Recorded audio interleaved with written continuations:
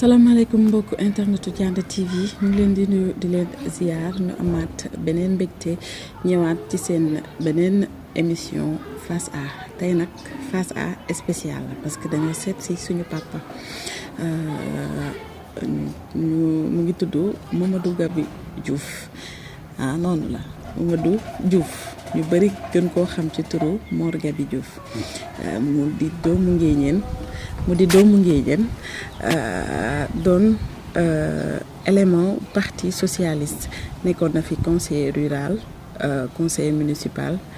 ba ci actuellement mu nekk conseiller départemental chargé des affaires juridiques au niveau du conseil départemental de Mbour nekkoon na fi jàngalekat en même temps aussi intendant bu lycée bu Nguéniène pour ñu gën a xam kan mooy suñu papa Gaby wala Mamadou ci ñenn ñi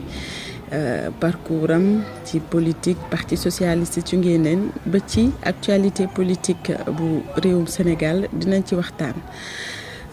salaamaaleykum papa Gaby. ñu ngi leen nuyu di la ziar. ñu ngi leen di fay.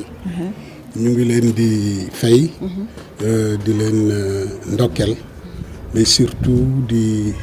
nuyu waa Ndianda TV yëpp technicien yeeg. ñëpp ñu ngi leen di nuyu di leen féliciter ci li ngeen jot a liggéey ci li nga xam ne service public la pour wasaare li nga xam ne mu ngi xew ci commune bi ci wàllu waxtaan waaye it wàllu jëf surtout ba ci sëriñu diine yi nga xam ne seeni waxtaan yéen a ngi ciy wasaare di leen encourager aussi ci li nekk ci kanam yal na yàlla gën leen a jàppale yàlla dooleel leen. mais li nga xam ne mooy service public ngeen di ko wéyal vraiment ngeen am ci lu sut seeni njort di nuyu commune bi yëpp nag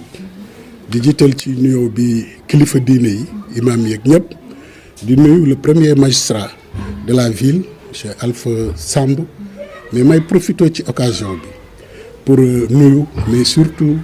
m'incliner devant la mémoire de notre père Baye Mbaye Cissé bi fi njëkk a nekk président de la communauté rurale nga xam ne daanaka mooy suñu Senghor ñun ñi li tax mu nekk suñu Senghor mooy ni Senghor yore woon réew mi boole ñëpp ba créer une nation yore réew mi ba doyal bàyyi noonu la Baye Mbaye Cissé def fi moo njëkk a nekk président de la communauté rurale gérer commune bi ba Joolaa ak Séeréer ak Wolof ak ñëpp nekk benn mu dem ba 2000 mu bàyyi jox Magueye mu continuer may rendre hommage Magueye bu Baye Mbaye Cissé créé nation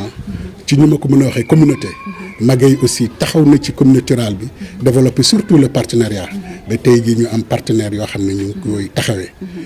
mais buñ tuddee commune bi tudd Ousmane Tanor Dieng donc ñi jiitu yàlla jéggal leen président Magueye yàlla yokk wëram yokk cëram bu baax a baax. noonu lañ leen di nuyoo ñoom tamit suñuy papa lañu muy président Mbaye Cissé suñu papa Maguette Ndaw ak ñëpp ñi nga xam ne jot nañu leen a gunge ci liggéey bi ba yëpp yemb ba suñu commune bi buñ koy coow ci àddina bi seen loxo mu ngi ci ñu ngi leen di delloo njukkal bu baax a baax ci loolu. papa dégg nga sànq lu ñu wax ci sa présentation lépp loo xam ne tamit omettre nañ ko nga gën cee ñëw ci ni mu gën a yaatoo rek. pour ñi nga xam ne xamuñu la. waaw comme ni ma ko waxee man enseignant la de profession. jàngale ci école élémentaire jóge fa dem CM comme surveillant terminer sama carrière professionnelle au niveau du lycée en tant que intendant. mais ni ma ko waxee man je suis un pur produit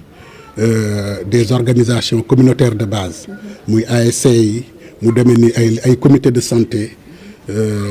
yu demee noonu ci laa doon liggéey mën naa ne 2000 bi parti socialiste daanoo mu am ñu bëri ñoo xam ne ñi c'était des responsables daw dem ci la ñu sóobu dëgg-dëgg ci politique ñu nekk ci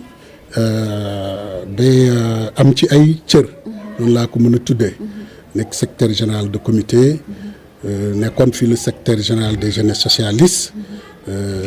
suñu jigéen Marti Diagne moo yore woon xale yu jigéen yi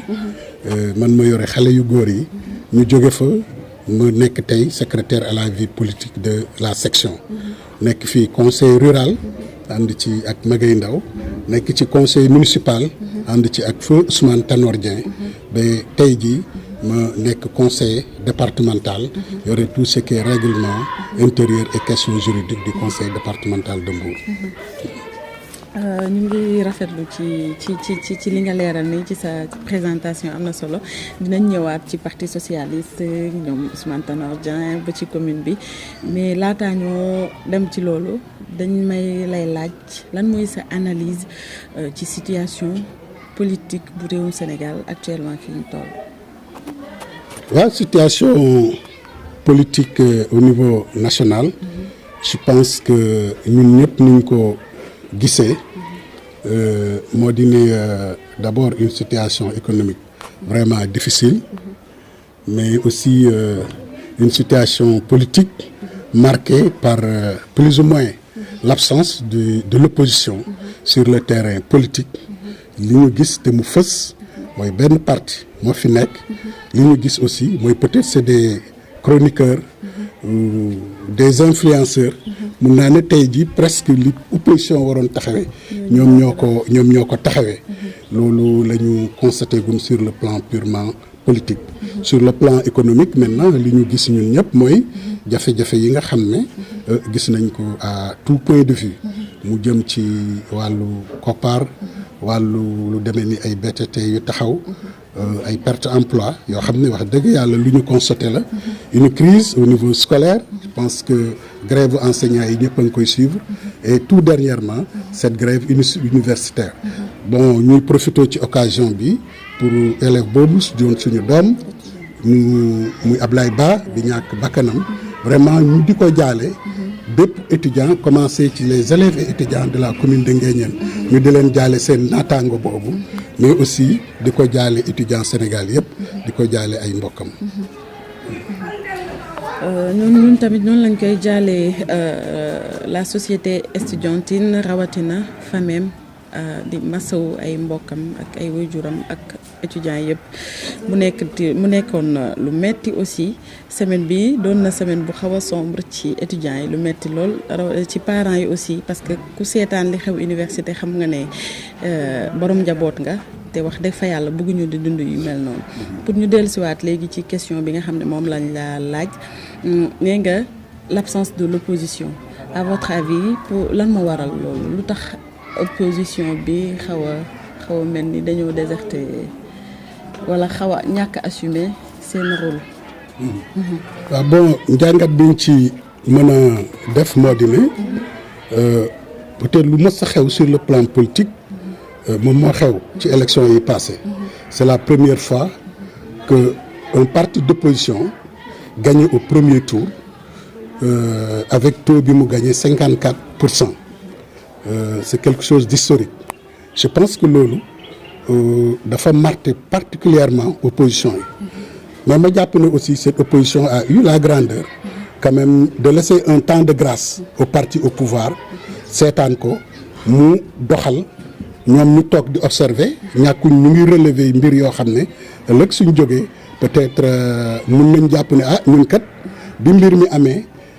en tant que républicain noonu laa ko mën a tuddee toog nañ observer un temps de grâce bàyyi pouvoir bi mu doxal ci ni mu ko nammee ci loo xam ne amul kenn ku ko ci bunduxataal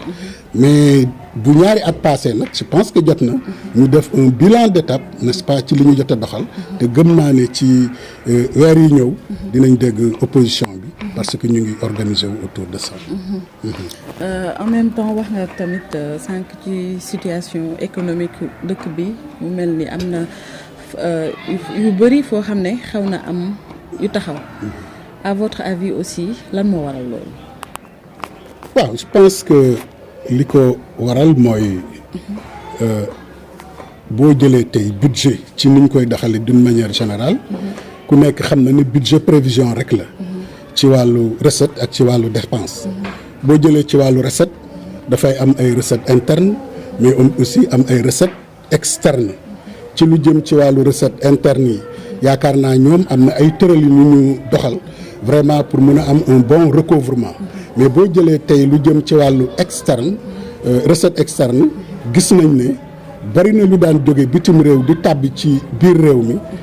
loolu fi mu ne moom moo nekk jafe-jafe bi nga xam ne peut-être la nga xam ne sóoroo la woon nañ ko mu doon part boo xam ne mu ngi waroon a jóge bitim réew tàbbi ci suñ budget ngir doxal loolu noonu lañ am jafe-jafe pour recouvrer ko. loolu fay la wala lan lañ ko mën a jàngatee. waaw bon ñi fi nekk. waaw bon li ko waral je pense que ñëpp xam nañ ko. xam nga nguur. moo demee noo xam ne nii y a maintenant ce qu'on appelle se tromper en bonne conscience nit ki mën na juum ci loo xam ne yaakaar na ne nii la mais man li ma gisee dama jàpp ne jombul ñu yor réew mi tey amoon nañ yéene bu baax pour réew mi mais boo demee ba toog nag di nga xam ne mbir mi du question yéene rek mais daa am yeneen yu nekk ci biir yoo war a maîtriser pour doxal ko jàpp naa ne bokk na ci li indi jafe-jafe yooyu mooy bari na yu ñu bloqué te daan doxe ci réew mi pour évaluation ñu bari considéré woon ne mënoon nañu bàyyi mbir yi ñuy dox te terewul ñuy càmbar surtout au niveau du BTP mu bari lu ñu arrêté ak yenn chantier ni dañ koy gëstu loolu bokk na ci li bloqué mbir mi bon leneen li aussi naa wax ci ñàkk a maîtriser dafa am loo xam ne daf leen a rëcc dañ ko desee maîtriser waaw bon dama peut-être ñoom seen gis-gis la mais dama jàpp ne c'est tout à fait normal nit ki soo ñëwee nga def évaluation xam li nga fi fekk mais nag évaluation aussi warul signifier arrêter lépp pour évaluer war nga mun a tout en laissant les choses évoluer nga am noo évaluer leneen li ci tegu mooy tey ku nekk xam na ne boo jëlee FMI du caa gën sax moom mooy garanti mooy lay jox xaalis directement mais ku nekk xam na ne FMI tey képp koo xam ne bailleur nga sur le plan international balaa ngay dugal sa xaalis ci réew di nga laaj FMI ba mu wax la ni fii de parce que investissement ñaari mbir la laaj dafa laaj sécurité dafa laaj rentabilité ñaar yooyu bu ci manqué rek souvent investisseurs yi duñ ci sawar te dama jàpp ne peut-être yenn déclaration yi yenn wax yi ak yenn taxawaay yi surtout ñun ak FMI boobaak léegi ñu topp ñu ci ay yu ñu waroon a leeral tax na tey FMI même ñu waroon a taxawoo ci yenn bailleurs yi pour que ñoom ñu am qualité ak cawarte pour investir mën a dugal seen xaalis ci réew mi yaakaar naa loolu moom moo manqué te lépp kuy sénégalais constaté nga loolu. à votre avis aussi ban yan tànk la ñi fi nekk yan tànk lañ war a def pour jéem a dindi loolu ndax loo xam ne ci biti la daan jógee dugg si réew mi mën a ñëw aussi ñu jéem a rectifier loolu. waaw xam nga fi mu ne nii nous sommes dans un village planétaire àdduna bi ñëpp ñoo jaxasoo ñëpp ñoo lëkkaloo te réew yi ni muy doxe fi mu ne nii su ma yeboo ma ne ci moindre mal rek lay dox mbir day taxaw bu doon sax lu la gënal mais nga xam ne lii mënta ñàkk nga doxale noonu moo tax jàpp naa ne on doit revenir à l'orthodoxie n'est-ce pas de la diplomatie c'est suñuy partenaire démb ak barki démb ca nañ daan doxaleek ñoom ñu wax ak ñoom ci noonu jombul nag ku nekk mën nga indi sa touche particulière kooku moom bañaluñu ko kenn mais dafa am ñoo xam ne tey ñu bëgg ko ñu bañ ko ñoom ñoo ŋànk àdduna bi ñoom ñooy doxal àdduna bi te ñooñu soo bëggee yow sa mbir dox ala kuli alin foog nga wax ak ñoom foog nga jëf ak ñoom ca na ngay waxee ak ñoom ak na ngay jëfalanteeg ñoom nag peut-être mën nga ci indi sa touche particulière dañ xam ne affaire bi am na changement. ci noonu lan ngay conseiller ñi nga xam ne duo bi nga xam ne ñoo yore réew mi mu di Diomaye Sonko ak Ousmane Sonko. bon man de su ma amoon tey li may wax. bi ci njëkk mooy. ñun amuñu dara lu muy Sénégal. te opposition tekkiwul animosité. nit ki mën ngeen a bañ a bokk gis-gis mais li nga xam ne moom lañ bokk muy Sénégal ñun moom la ñu am kon tey képp ku mën a nekk au pouvoir suñu souhait le plus absolu mooy mu réussir parce que kenn du fi nekk éternellement mais bu ñu réussir keneen ku ñëw aussi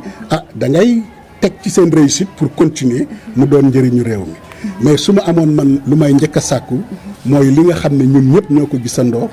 mooy tey li nga xam ne premier ministre mu ngi taxaw ne maag président de la république am na yoo xam ne bokkuñ ci gis-gis loolu dama jàpp ne même su fekkoon ne am na doonu lu ñuy wax ci kaw ba mu ba mu jóg ci kaw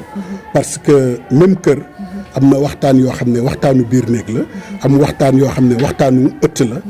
balaa ñu ko génne ci mbedd mi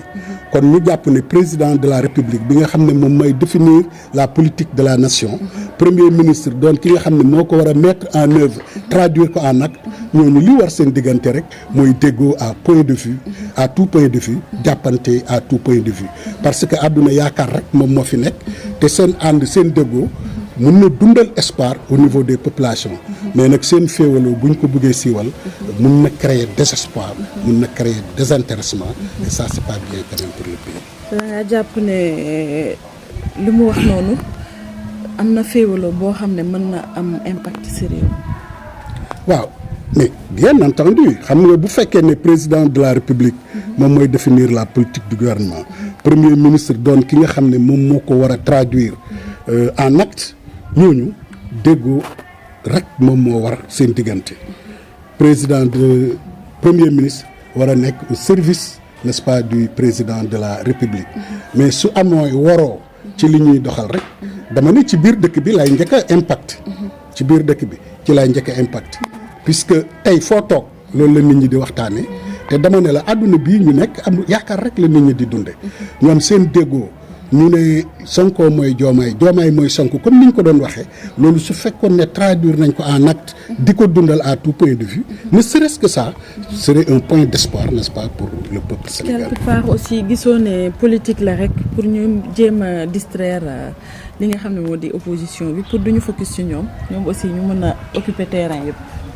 waaw non man li ma bëgg a wax et quand même ça je reconnais à Pastef cela te dama leen ciy féliciter dama ne su amee man lu ma naw ci Pastef ma di leen ci naw bu baax a baax mooy li nga xam ne ñoom encouragé wuñu transhumance tey je pense que parti opposition bu nekk la war mooy nga waajal sa bopp mais xalaatuma mukk ne alors ñoom même bu fekkee ne c'est un jeu bu ñu jéem a taxawal dina doon jeu boo xam ne bii dina leen apporter dara parce que wóor na opposition bi ne tey du ànd ak ñoom moom moo leen mën a indil quoi que ce soit mais ñoom ñu jéem a organiser wul seen bopp doxal seen bopp donc bu dee jeu man yaakaaruma ne jeu la mais bu dee jeu aussi yaakaar naa ne c'est un jeu qui leur est interne. léegi ci ni nga gisee ñuy doxalee nii fi lekk seen premier mandat di jeex wala balaa ñoo eggaat ci élection présidentielle ci li nga jotu souligner sànq ci ay failles gis nga ne dina changer wala bu ñu changé wul doxalin loolu du changer. waaw xam nga élection nag tant que proclamé wuñ résultat amul ci lenn loo xam ne mën nga ci sukkandiku mais nag mën nga am yaakaar ci ni mbir yi di doxee ne mën na évoluer dans tel sens ou bien dans tel sens mais man jàpp naa ne ci ñi nga xam ne moom la ñuy doxale su fekkee ne amul changement mën na dindi lu bari ci seen électorat parce que tey boo jëlee la situation économique du pays les paysans bien vrai que ñoom accompagner nañ leen dans la production mais au moment de la commercialisation je pense que ñëpp ñoo constaté ne tey jii jafe-jafe la ñooñu ñu ngay jàmbat seen mbir ba léegi sottiwul nga jël le monde enseignant bi ma bokk yaakaar naa tey jii ñoom protocole bañ jotoon a signé pacte bañ jotoon a signé su ma yeboo ma ne daanaka tous les syndicats ont déchiré ce pacte là parce que gis nañ leen ñu commencé di descendre sur le terrain commencé di def ay mots d'ordre de grève boo jëlee tey étudiants yi nga xam ne tey jii mën nañ ne à 90% ils ont contribué à leur élection gis nañ jafe-jafe yi dox seen diggante moo tax ma ne peut-être am nañ temps encore 2 ans et demi pour rectifier tout ça mais ci sens bii mu jël su fekkee ne continuer na noonu te rectifier wuñ yaakaar naa ne mën nañu am mbetteel ñoom en 2029. ba tey ci réew mi gis nañ semaine bee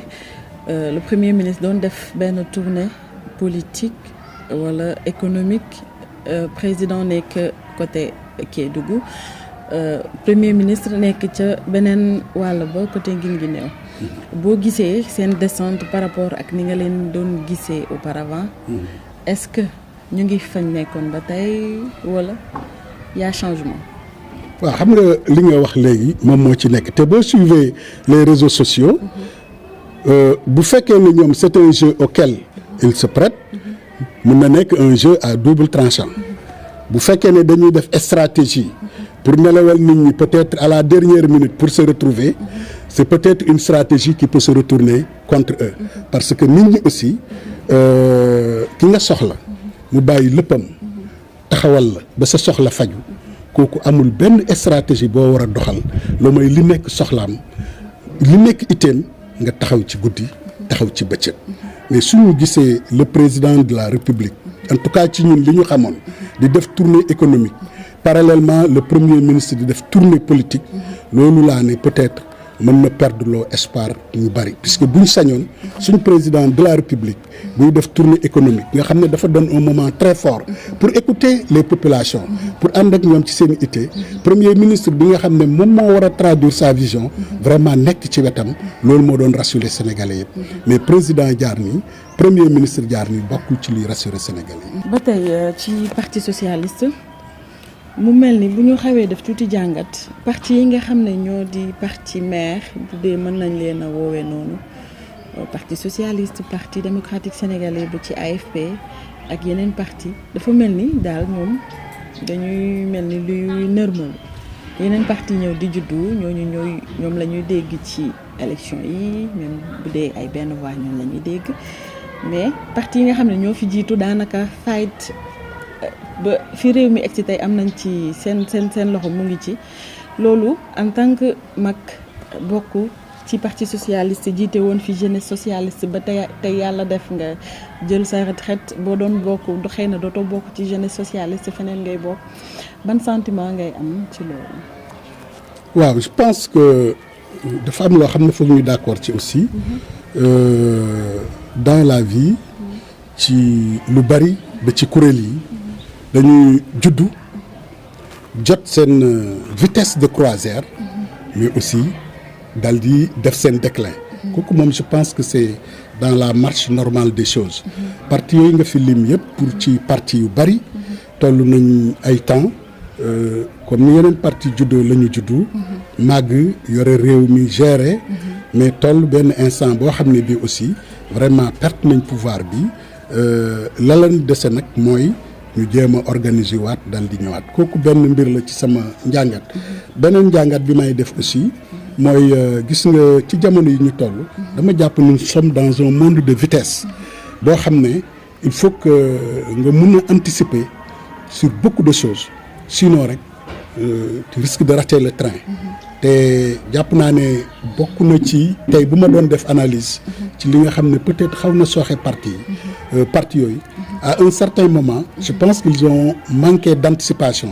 par rapport vraiment à la vitesse et à la marche des choses mais je crois qu'ils ont tiré nañ leçon yi ci war yëpp et que fi ñu jëm yaakaar naa ne dinañ ci bàyyi xel bu baax a baax pour mettre sur place des politiques d'anticipation. jàppal leen ne tamit surtout yéen waa parti socialiste da ngeen a focusoon trop ci APR wala ci Benno Bokk Yaakaar ji jël seen lépp tënk ko ci Macky Sall yàlla def jëlatul réew mi ku ne jël sa yoonu bopp est-ce que reconstruction boobu xalaat nga mu doon lu yomb ak xëy na xale yu bari ñu ngi ber seen yëfu bopp ñi jël beneen yoon aussi ñu bàyyi tout tranquille nekk ci leneen. waaw merci beaucoup xam nga qu'on le veuille ou non aussi adduna bi ci ni muy doxee dañu nekk dans l'ère des grands ensembles yaakaar naa ñi ko gëmul woon lool sax fi mu ne nii yaakaar naa ñu ngi commencer créer ñu ngi commencer di yaatal c'est l'ère des grands ensembles loolu moo waraloon coalition yi maintenant coalition forcément bu fekkee ne yow nekkuloo la locomotive de la coalition da lay porter un coup et ci fi ñu jógee jàpp naa ne parti socialiste ak yeneen parti am na lu bari loo xam ne jàngat nañ ko ci coalition yi maintenant wax nga ko léegi loolu taxoon na ku nekk berse daara bopp mais ñooñu aussi bu ñu seetloo dinañ gis ne ber boobu en définitive bu leen indilee aussi indile leen lu bari parce que ce n'est pas dans la division que nit di mën a générer quoi que ce soit. xalaatoo ne aussi peut-être bientôt ñu duggaat ci élection présidentielle xalaatoo leen ne ressembler la famille socialiste su ma waxee ressembler la famille socialiste ñoom Khalifa Sall Barthélémy Diaz ngeen boole waat nekkaat un bloc demaat à la conquête du pays. waaw mais rien n'est à écarter. Je crois que feu Ousmane Tanor Dieng yàlla xaare ko àjjana yaakaar naa bokkoon na ci ay mëbëtam ci ay weeram yu mujj yéeneem moo doon vraiment regrouper reconstituer toute la famille socialiste et que fi ñu jëm au-delà même du parti socialiste il faudrait que les partis de gauche mën a daje former bloc pour def leen mais nag balaa nga naan naam ne fa balaa nga dem ci ab coalition il faudrait que yow aussi nga am loo mën a apporter au niveau de la balance pour que nga am de la voix pour que boo waxee n'est-ce pas ñu mën la dégg loolu nag la koy maye mooy li ma doon wax léegi am na loo xam ne mën nga ko def yaakaar ne tu perds du temps mais en réalité tu en gagnes il faut que le parti socialiste donne le temps au temps de se réorganiser dugalaat des jeunes au niveau du parti ku ñu war a seeti ñu seeti la parce que c'est dans la cohésion seulement qu'on peut gagner des victoires. léegi dañ doon wax au niveau national parti socialiste Nguéniène parti socialiste mën na nelaw fépp ñu nangu ko mais sauf Nguéniène parce que ni mu demee la Ousmane Tanor Dieng fii la juddoo fii la màggee doomu Nguéniène la bi yàlla defee mu génn àdduna en 2019 fii lañ ko denc kon léppam Nguéniène la donc Nguéniène ak parti socialiste c'est une longue histoire mais bu ñuy xool aussi au niveau des partis politiques yi nga xam ne ñu ngi évoluer wala ñu ngi nekk en activité ci commune bi parti socialiste xaw na ci des ginnaaw loolu aussi est-ce que du échec. Voilà, merci beaucoup. Je crois que wax nga ko léegi parti socialiste ak Nguéniène li ko lié ak parti socialiste dafa yàgg parce que le premier président de la République du Sénégal Senghor il est de Joal te Nguéniène fait partie du royaume d'enfance de Léopold Sédar Senghor Léopold Sédar Senghor jóge fii ni nga ko wax léegi Ousmane Tanor Dieng paix à son âme nekk le secrétaire général du parti socialiste taxaw fi nag taxawaay bu mucc ayib à tout point de vue Ousmane Tanor Dieng yàlla defal na ko sutura mu nekk ci parti socialiste bi muy génn àdduna amul benn élection boo xam ne def na ko au niveau de la commune de Nguéniène te gagné wu ko moo xam élection locale la moo xam législative la moo xam présidentielle la bépp élection boo xam ne def na ko fii population yi jàppale nañu ko ba mu gagné élection yi donc loolu ñu di ci rendre hommage aussi di ci gërëm les populations de Nguéniène pour njukkal ba mu nga xam ne delloon nañ ko Ousmane Tanor Dieng. Maintenant ce qui s'est passé après le décès de Tanor paix à son âme moo di ne peut-être yéene la woon ku nekk dafa jàppoon ne mën nga ko remplacer légalement ku nekk peut-être jàpp ne Tanor yow la gënoon a jege. Alors cette confusion là moom moo indi cette division au sein du parti socialiste parce que dernière élection locale yi nga xam ne moom lañ mujj le seul parti socialiste a eu 4 candidats différents xam nga loolu c'est énorme pour un seul parti pour des élections locales nga am ñeent ñoo xam ne moom moo jóge ci yow te tey même si c'est pas une mathématique absolue bu boole woon les voix de ces derniers candidats issus des rangs du parti socialiste da ngay gis ne dañuy dépasser très largement n'est-ce pas les autres candidats moo tax ma jàpp ne peut-être chacun va tirer les leçons nécessaires xam ne c'est dans l'entente et dans la cohésion que la ñuy mun a Tanor daf ñu ko daan wax toujours dafa ne jën moom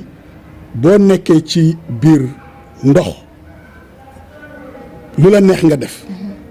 mais bés boo génnee ndox mi rek nga xam ne nekk ci biir ndox rek moo la jig et je pense que c'est ce qui nous est arrivé mbir mi am na peut-être ku nekk aussi comme ni ma ko gis rek peut-être da nga jàppoon ne yow yaa gën a mën a doxal mbir mi ba ku nekk ber sa yooni bopp mais je pense que au finish si on regarde les résultats yaakaar naa presque kenn amu ci ndam et que bu ñu àndee nañu doon àndee je pense bien que on peut revenir devant. est-ce que bu loolu amee jéem ngeen waxtaan wala ngeen xalaat ngeen ay waxtaan pour xëy na ngeen booloowaat doonaat benn ngeen doxal rien que pour l'honneur de feu Ousmane Tanor Dieng. waaw moom laa wax léegi xam nga fi mu ne nii parti socialiste dafa nekk ci phase réorganisé wu bokk na ci recommandation yi en attendant le congrès extraordinaire bi nga xam ne jombul moom moo nar a tëral doxalin yi moom moo war a toppatoo bu fekkee dañ war a dem ci renouvellement dañu ne ku nekk nga delluwaat sa base continuer di ko animer parce que comme ni ma ko waxee léegi balaa nga naan naam ne fa moo tax ñu am yaakaar ne ci loo xam ne du yàgg dara incha allah dinañ woote au niveau de la section pour essayer de rassembler la grande famille socialiste autour de l'essentiel pour aller ensemble n'est-ce pas vers les batailles futures maintenant ce qui importe mooy te àdduna loolu la c'est-à-dire boo déggee ñu naan expérience mooy jaar-jaar rek si tu ne sais pas tirer les bonnes leçons du la jëriñ dara et je pense que la bonne leçon que nous devons tirer de tout ça mooy ñu xam ne tey ku wéet demal sa bopp doo mënal sa bopp dara ba ñu doon ànd démb ak barki démb gis nañ ndam li ñëw te nit ñi kenn moomu leen tey ju fekkee ne yow da nga tëb fëgg sa dënd keneen fëgg dënnam ainsi de suite mais nit ñi aussi dañuy libre fu leen neex ñu dem mais jàpp naa ne Ousmane Tanor Dieng li mu jot a liggéey au niveau de la commune njabootu Ousmane Tanor Dieng suñu booloo doon say dem wax ak population yi vraiment dinañ leen déglu te loolu mooy suñu devoir ne serait-ce que pour la mémoire de feu Ousmane Tanor Dieng. du ma tëj sujet boobu aussi ca laajuma la Massamba Thiaw ku ko xamoon ko ci keppaaru Ousmane Tanor Dieng mu amoon ci taxawaay bu mu ci ayib mais dañoo dem mu xaw a nekk une remarque qui est générale mu xaw a mel ni lu sori parti socialiste dañoo xamul parce que ba xam mu ngi ci biir wala nekkatul ci biir wala ci gàttal qu'est-ce qui se passe avec Massamba Thiaw parti socialiste fii ci commune bu Nguéniène. waaw merci beaucoup ma commencer d'abord nuyu Massamba Thiaw mu nekk secrétaire général des jeunesses socialistes nekk ndaw boo xam ne ku amoon taxawaay la n'est-ce pas ci parti socialiste mu doon koo xam ne ñoo ko yar puisque suñu élève la woon jour bi ñu koy jox le secrétaire général des jeunesses socialistes ñun ñi ñoo ko entériné accompagner ko ci mu def aussi liggéey bu mucc ayib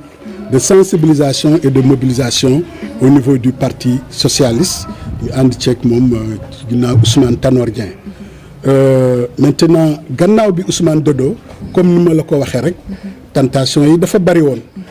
de part et d'autre mais am nañ yaakaar ne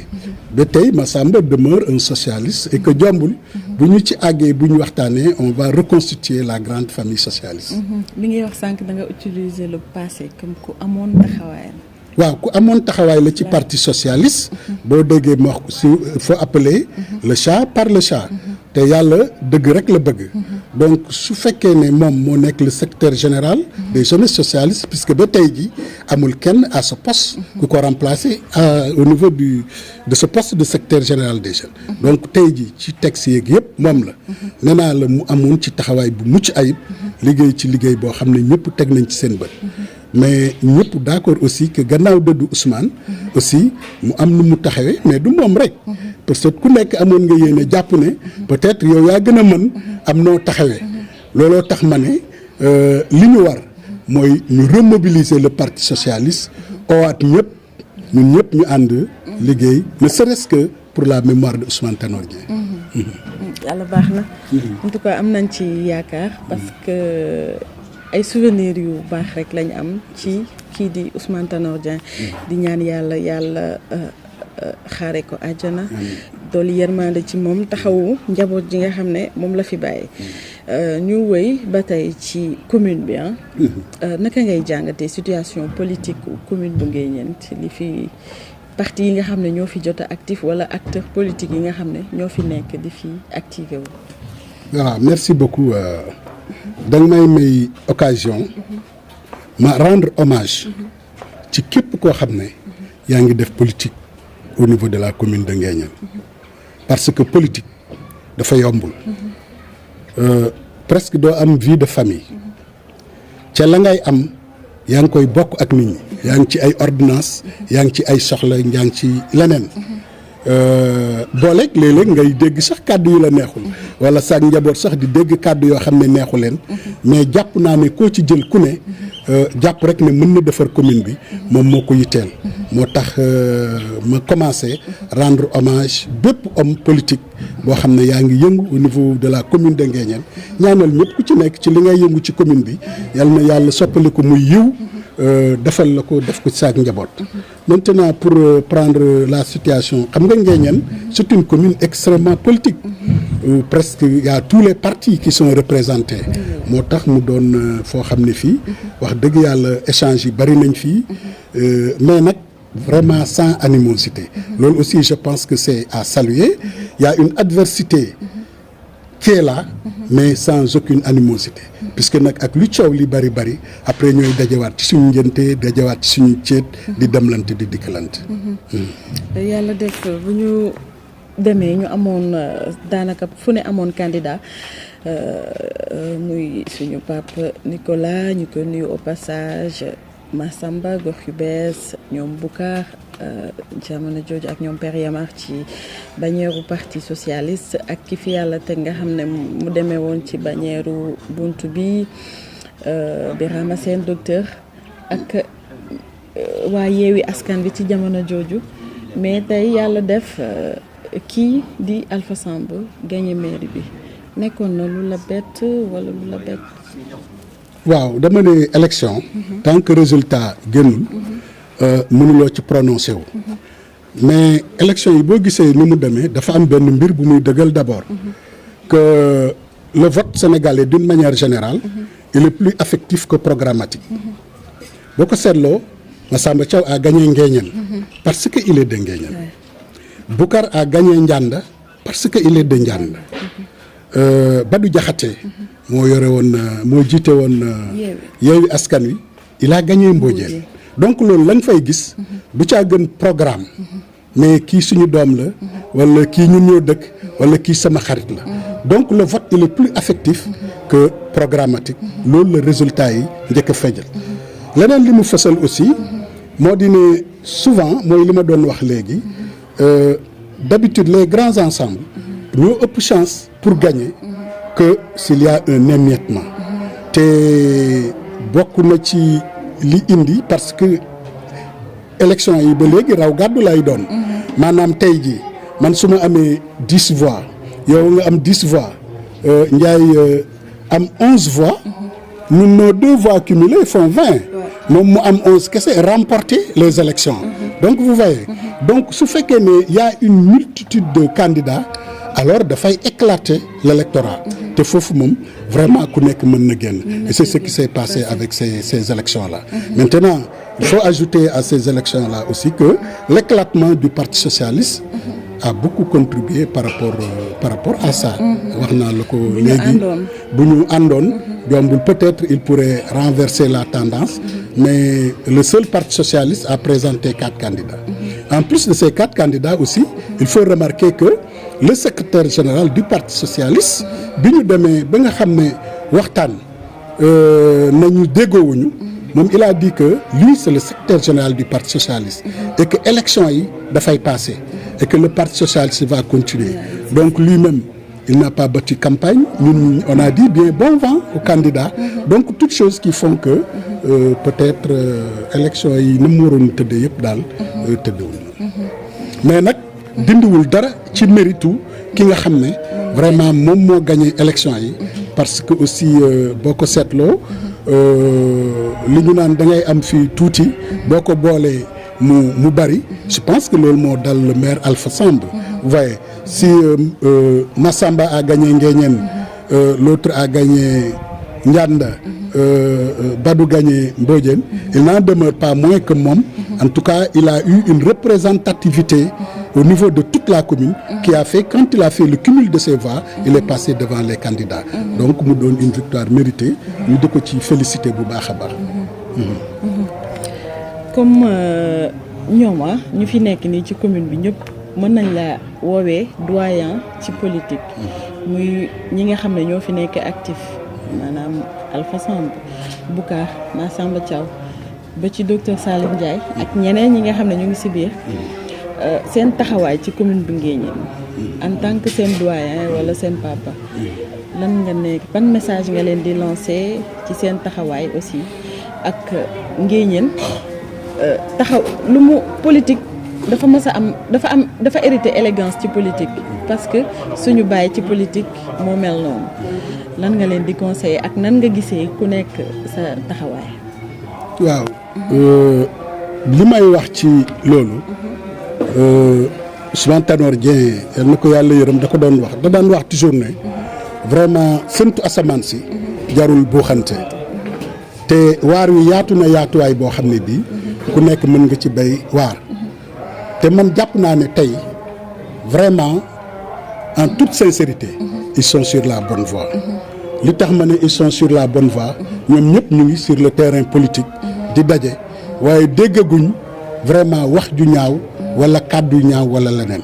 te keroog rek man j'ai été témoin d'une action boo xam ne jox na ma gëmloo na ma ne cette élégance là ils vont continuer à l'entretenir mooy fii au niveau de Nguéniène 2 keroog Inouï moo fi ñëw ak Yamar ànd ak ay partenaires mais monsieur le maire moo leen dalal nekk fi woon mais adjoint au maire moo leen dalal ñu defar benn cadeau jox ko partenaire bi mu doon action bu rafet kon man gis naa ne maire xam na ne tey lu waay def ci commune bi moom nga ko defal parce que ñëpp la war vous voyez kon su fekkee ne am na koo xam ne kii wala am na ñoo xam ne ñi ñoom it ca la mu mën ñu ngi koy def alors li war maire mooy tàllal ñëpp loxo ànd ak ñëpp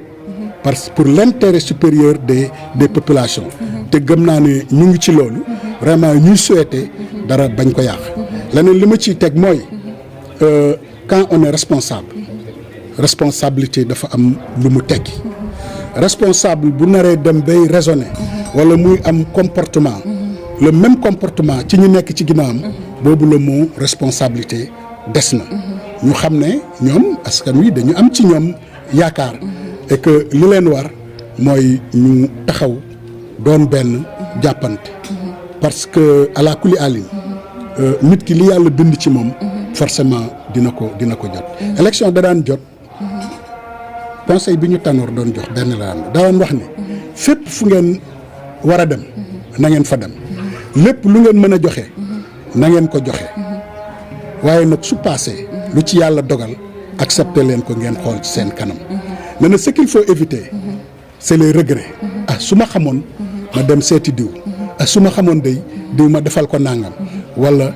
su ma xamoon de du ma wax diw nangam puisque dans tous les cas élection yi c'est un moment bien déterminé mu jàll ñu war a continuer waat di daje ci ngénte yi ak ceet yi Ousmane mu may signaler temps bi mais day comprendre ne doyen lañ dalal boo toogee ak doyen moom il faut nga profiter de l'occasion pour poser toutes les questions voilà nga baal ma rek temps bi jeex na mais maa ngi jégalu bu baax dama bëgg ñu ñëw ci benn point wax nga ko sànq ci sa présentation nga doon ku am taxawaay ci vie associative yi ñu gis nawetaan yi passé Nguéniène amul nawetaan te ñëpp xam nañ nawetaan Nguéniène nu muy mel ak xëy na njëriñam rassemblement bu muy créer entre jeunesse bi ak yooyu noonu en tant que aussi koo xam ne xam nga li fi xew lan ngay jàngatee noonu ak aussi est-ce que lan moo waraloon loolu d'abord ak ban jàngat nga ciy def. voilà merci beaucoup. Quoi que ni ma la ko waxee au départ.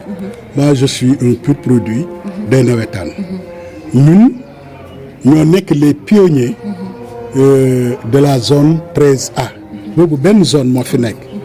on a été les premiers à signer des licences au niveau de la commune de Nguéniène. Après affaire bi màgg ba zone 13B juddu zone 13C zone 13D. ñu àndoon ci aussi ak Maguette di ko rendre encore hommage. mu doon ñu accompagner mais gis nga mbir mi dafa am ñaari taxawaay. taxawaay bi c'est le niveau institutionnel ak le niveau communautaire. bu ñu nee niveau institutionnel c'est la mairie. mais le niveau communautaire c'est la zone c'est l'interzone. ñu créé fi nag kuréel boo xam ne mun naa ne c'est la seule structure qui existe au Sénégal muy interzone. nga xam ne dafa regrouper zone yi. tey dama jàpp ne interzone moom moo war a nekk le bras technique de la commune. ci lépp loo xam ne nii moom moo jëm ci nawetaan yi. am na loo xam ne dañ koy imputer peut-être à la mairie mais am loo xam ne aussi dañ koy imputer forcément à l'interzone. En tout cas ci information yi ma jot a am. il paraît que il était question pour que au niveau de Nguéniène ñu am seen structure bopp. Malheureusement loolu sottiwul. structure bopp c'est-à-dire ñu am seen zone bopp c'est-à-dire boo jëlee Nguéniène moom ak Ndofane ak Ndianda ak yooyu ñoom ñoo bokk zone.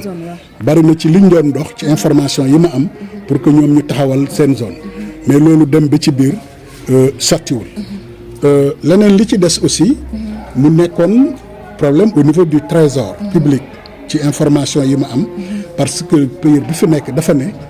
reconnaîtrul l'interzone là. parce que en réalité